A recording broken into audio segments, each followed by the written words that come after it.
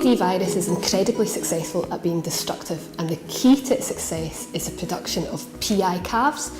PI calves are persistently infected cattle, which are essentially virus factories that produce millions of droplets of virus every day and shed that everywhere they go.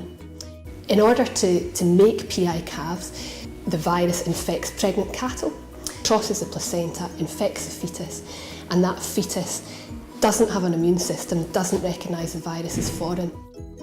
To stop the production of PI cattle, we need to consider how we can prevent pregnant cattle coming into contact with cattle of unknown BVD status. If you're adding animals to the herd, it's really important these are tested in quarantine before they join the herd. Remember that any pregnant cattle, it's not possible to determine the BVD status of the calf that's going to be born. So these animals should be kept in quarantine and the calves tissue tagged as soon as they're born before they join the herd as well. Don't forget about the bull. If you're buying a bull, then test that in quarantine before it's used in the herd as well. Consider what other cattle your cattle might come into contact with. Do you have neighbours with cattle? Are your cattle leaving the farm to go away to grazing or contract rearing? If they are somewhere else, is there a 3-metre double boundary fence between your animals and animals of unknown BVD status?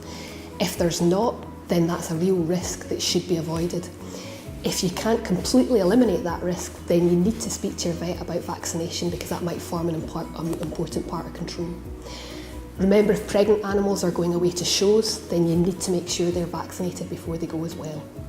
Vaccination protects the unborn calf from becoming a PI animal, but it's really important that the vaccine is used correctly according to the data sheet instructions, and the vaccination course is complete prior to service. Remember that BVD virus can also spread on clothing and equipment, so if you have any members of staff who work on other farms where there's cattle, make sure you provide them with their own wellies and their own waterproofs. If people are coming onto your farm, make sure that any equipment is disinfected properly with a DEFRA approved product before they come into contact with your stock.